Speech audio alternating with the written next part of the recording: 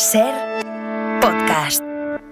Hola, soy Javier Ruiz y esto es Hora 25 de los negocios. Hoy, el Tribunal Constitucional apisona los argumentos de la Comunidad de Madrid. El impuesto de patrimonio, para quienes tienen más de 700.000 o más de 10 millones de euros, está aquí para quedarse. Saben que es una decisión importante que ha de ser justa para poder llevar a cabo una política en materia de educación, en materia de becas. Es el argumento del Consejo de Ministros del Gobierno hoy para decir el impuesto a los grandes patrimonios, a los de más de 3 millones de euros, es legal. Y eso es exactamente lo que ha dicho hoy el Tribunal Constitucional, que ese impuesto a las grandes fortunas es legal. Hasta ahora habíamos tenido un debate entre dos grupos de autonomías. De un lado, Madrid, también Andalucía, que decían los ricos con más de 3 millones de euros pueden ver bonificado al 100% el impuesto, pueden no pagar ningún impuesto. Y el argumento de Madrid, de Andalucía, era este. Ese modelo que durante décadas se ha ido implantando en Madrid ha sido un modelo de éxito. Y a mí yo me fijo siempre en los mejores, no los peores.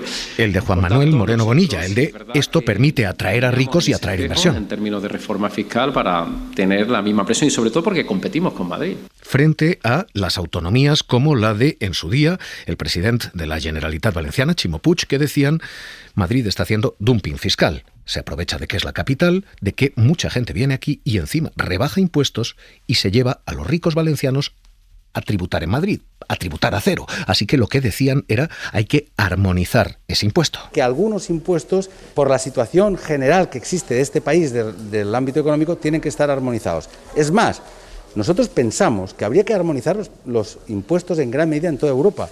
Por tanto, es ridículo que se vaya a armonizar o que se intente armonizar los impuestos en Europa y que finalmente no se armonicen dentro de España. Bueno, pues hoy el Tribunal Constitucional resuelve lo que Madrid ha recurrido, pero abre la puerta y parece señalar una doctrina que va a pasar por encima a todas las comunidades que están diciendo que cobrarle impuestos a los ricos, impuestos de patrimonio de más de 3 millones de euros, es ilegal.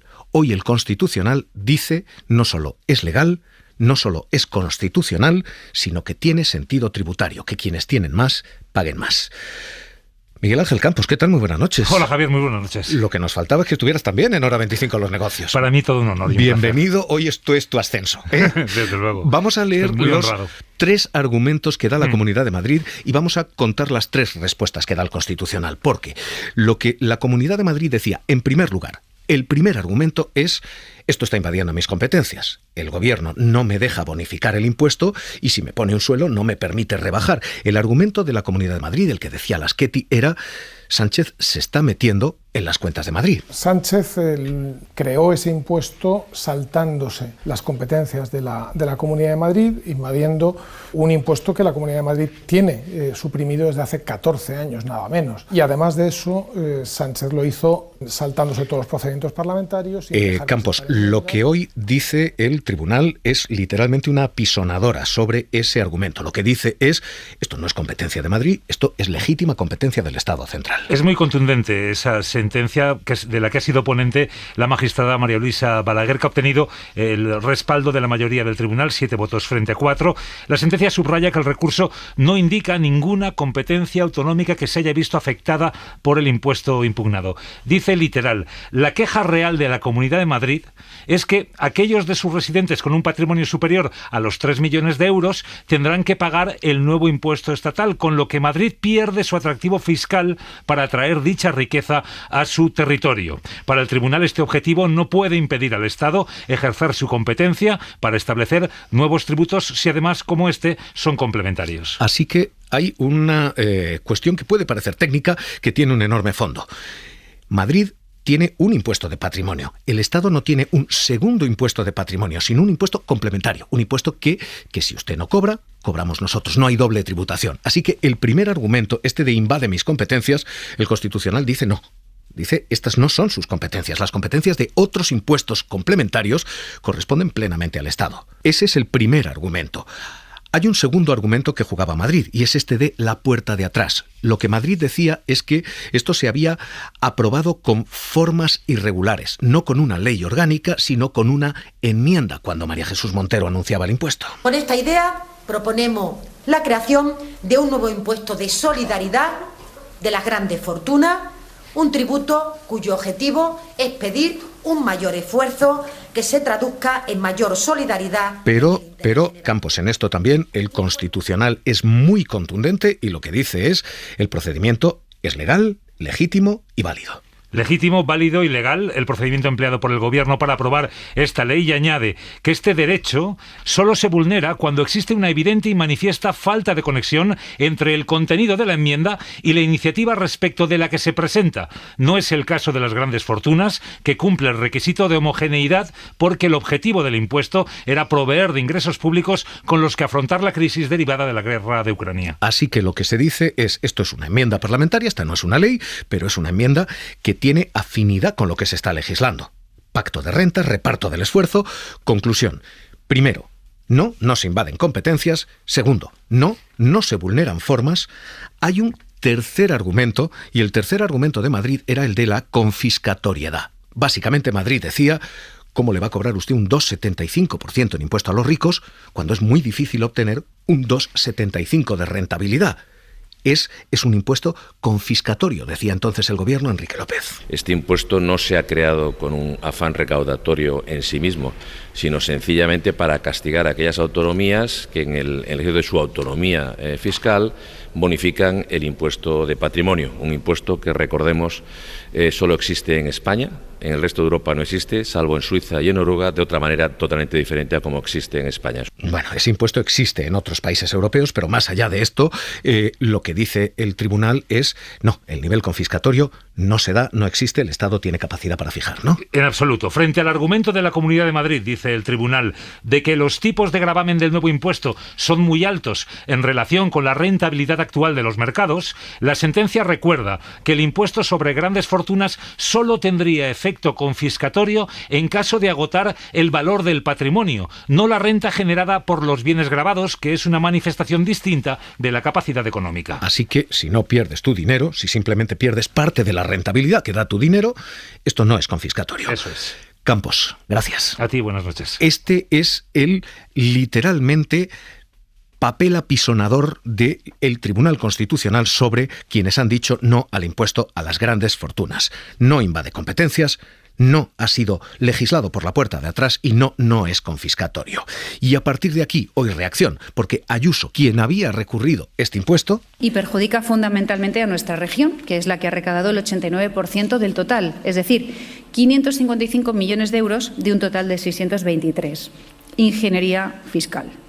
Ha sido hoy rectifica y se mueve. Hoy lo que hace es crear un nuevo impuesto para que este, que se va a cobrar en cualquier caso, y que si no cobra ella, va a cobrar el Estado central, pase a sus arcas. Así que lo que hoy hace es literalmente anunciar un nuevo impuesto para que lo que antes rechazaba, el impuesto a grandes patrimonios, ahora se lo embolse. Ese mismo impuesto a grandes patrimonios. Evidentemente no vamos a quedarnos parados, y lo que vamos a hacer es tramitar de urgencia una reforma legislativa, una nueva ley. Llevaremos de urgencia a la Asamblea de Madrid un proyecto de ley que nos permita recaudar todo ese impuesto y que se quede en las arcas madrileñas y podamos destinarlo a lo que los ciudadanos libremente en las urnas votaron en las últimas elecciones, y fue una baja fiscalidad y libertad también a la hora de pagar con sus impuestos para que podamos crear más prosperidad y puestos de trabajo. ¿Qué efectos prácticos va a tener esto a partir de ahora? Lo que va a empezar a hacer esto es resucitar el impuesto de patrimonio. Ese impuesto había ido languideciendo durante muchos años porque muchas autonomías habían seguido el ejemplo de Madrid. Pero ahora, con el gobierno fijando ese suelo y con ese suelo siendo legal, siendo constitucional, este impuesto va a volver a ser absorbido por las autonomías. Este es el único camino. Así que lo primero que va a ocurrir con este impuesto es que va a resucitar. ¿Y va a agravar a quién? Ahora mismo grava a quienes tienen más de 3 millones de patrimonio, 700.000 para empezar, exentos 300.000 de vivienda. Es decir, que si uno tiene una casa de 300.000 euros, eso no computa como riqueza. Y ese impuesto va a volver después de una larga historia de creación, derogación, creación, derogación. El impuesto nació en 1977.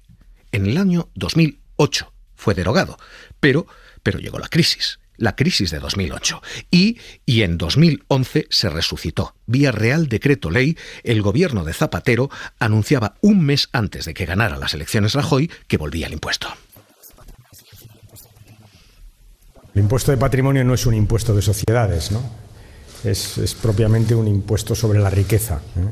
Es recuperar una parte del impuesto de patrimonio que se suprimió, acotarlo para que no afecte a las clases medias, que es como estaba diseñado en el pasado. Por tanto, es un nuevo Alfredo Pérez Rubalcaba justificaba entonces que ese impuesto cambiaba y que solo iba a gravar a los grandes patrimonios, pero que iba a ser temporal, decía. Aquellos que tienen más recursos, más patrimonio propio, contribuyan al... Y el Partido Socialista fijó aquello, un impuesto temporal para 2011-2012, los 2 primeros años en los que aquel impuesto se resucitaba.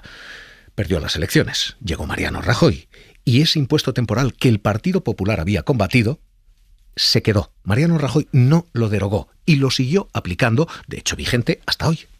¿Y qué ha pasado con el impuesto del patrimonio? Iba a decirlo en mi intervención, pero no quería decirlo. Quería ser tan cuidadoso con los que han quitado y vuelto a poner el impuesto de patrimonio que no pensaba hablar del impuesto de patrimonio, pero ya que se me ha preguntado por el impuesto de patrimonio... Ese impuesto se fue prorrogando año a año hasta la Ley 11/2020 de Presupuestos Generales. Sánchez lo mantuvo y después se estableció una subida, un punto marginal máximo para quienes tienen más de 10 millones, de forma que quedaba en 2 escalones, ese 2,5 primero y un 3,5 para quienes tuvieran más de 10 millones. Y Sánchez decía, se hace armonización fiscal por arriba, para millonarios. Ha habido recomendaciones de expertos cuando hablábamos del sistema de financiación autonómico, y quien dirigía el gobierno entonces era el Partido Popular, que señalaba como una de las principales debilidades de nuestro sistema de financiación autonómico esa falta de armonización fiscal. Por lo cual, el gobierno no solamente es coherente con una línea de pensamiento ideológica que pueda estar representado en Unidas Podemos o el Partido Socialista Obrero Español, que somos los 2 partidos que conformamos este gobierno de coalición, sino que también hay muchas instituciones, muchos gobiernos autonómicos que están de acuerdo en la necesidad de armonizar fiscalmente nuestro país. Y aquello tuvo una vida más o menos afortunada hasta que algunas autonomías empezaron a desconectarlo, a bonificarlo al 100%. Y ese es el resultado de que la recaudación haya ido menguando y menguando y menguando y menguando. Jordi Fábrega, ¿qué tal? Muy buenas noches. Hola, buenas noches. Acabamos de hacer la lectura jurídica, hagamos la lectura económica. ¿En qué punto, cuánto recauda ese impuesto? ¿Dónde recauda este impuesto? Que, insisto, ha sido menguante. ¿Cómo está a fecha de hoy? ¿Y qué camino tenemos? Pues según los últimos datos de la agencia tributaria, el impuesto de patrimonio recaudó 1.352 millones de euros el año pasado, en el año 2022. Eso es lo que recaudó. Pero las bonificaciones autonómicas hicieron que se dejaran de recaudar prácticamente la misma cantidad. 1.220 millones de euros esquivaron el fisco gracias a las bonificaciones que básicamente la Comunidad de Madrid aplican a este impuesto de patrimonio. Esto hace que haya 30.000 grandes patrimonios, 30.000 grandes fortunas que teóricamente tendrían que pagar este impuesto de patrimonio, pero que en la práctica no lo pagan. Y 2 de cada 3 de estas riquezas están radicadas en la Comunidad de Madrid. Es un impuesto que se paga en prácticamente todas las comunidades autónomas al 100%, pero que en Madrid no lo paga absolutamente nadie. De hecho, la lista de declarantes del último año nos dice que, por ejemplo, en Cataluña lo pagaron 83.000 personas, que en la Comunidad Valenciana lo pagaron 26.500, que en Andalucía prácticamente 18.000 contribuyentes pagaron el impuesto de patrimonio. En Madrid, insistimos, lo pagaron 0 personas.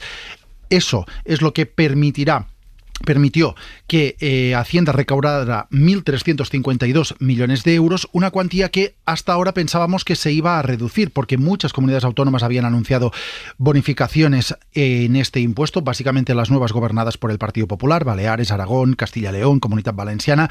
El fallo de hoy del Constitucional deja prácticamente en vía muerta esta opción, porque en caso de no pagar el impuesto de patrimonio, las grandes fortunas tendrán que seguir pagando el impuesto de grandes fortunas que el gobierno quiere mantener de cara a los próximos años. Así que ahora mismo lo que tenemos es esta doble vía. Las autonomías que quieran recaudar este impuesto pueden hacerlo. Las que no verán cómo se pone un impuesto de solidaridad a las grandes fortunas que es exactamente igual que el impuesto de patrimonio. Pero este impuesto va a aumentar, porque o lo cobran ellas o lo cobra el Estado. Y ya hemos visto a Madrid reaccionar. Para que se lo lleve Sánchez, decía Ayuso, lo cobramos nosotros, lo gestionamos nosotros. Así que esto es lo que tenemos ahora mismo. Este es el panorama jurídico y los argumentos jurídicos. Este es el panorama económico y la recaudación económica.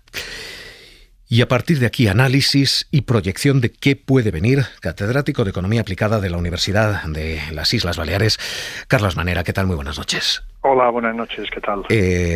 Lo que podemos esperar es que a partir de ahora todas las autonomías se sumen, que el impuesto de patrimonio se armoniza, se generaliza a nivel autonómico.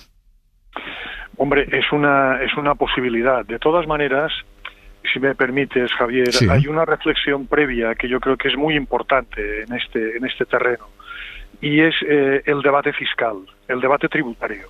Es decir, no se puede hacer en el Estado un dumping fiscal por parte de comunidades autónomas esperando que ese dumping, que ese retroceso tributario, pueda generar mayor afluencia de capitales o de patrimonios.